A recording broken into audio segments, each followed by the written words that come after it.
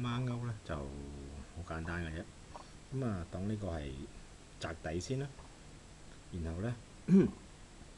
喺呢個位置咧，我哋就勾一個圈出嚟，一條線拉咗出嚟，拉出嚟之後咧，就先落一個圈啦，咁一個圈，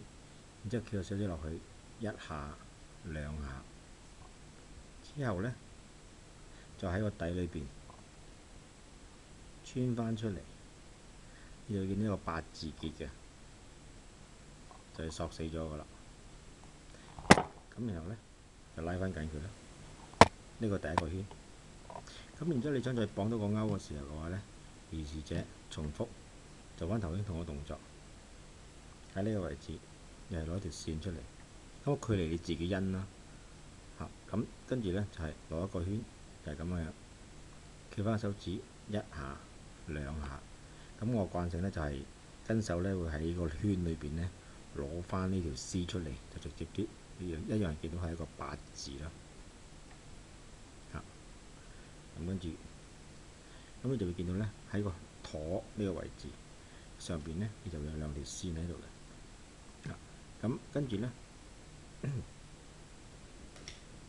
就喺呢度轉一轉佢，邊條線都冇乜所謂嘅，其實轉一轉啦，跟住再轉埋呢一條，咁你就好明顯就會見到咧係有兩條線出咗嚟啦。有兩條線出咗嚟。咁就會喺呢個位置裏邊咧，就係擺勾嗰兩個勾上去，或者就咁綁嘅啫。咁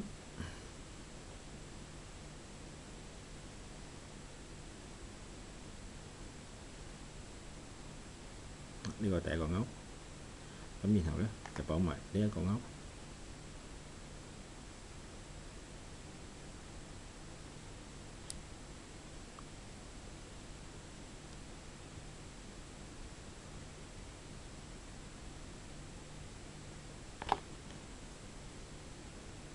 咁就我哋嘅孖鉤咧就係咁樣綁完嘅。咁如果綁嘅話咧，最好咧就係話呢一個鉤咧，呢個鉤個距離咧就盡量唔好掂到呢一個結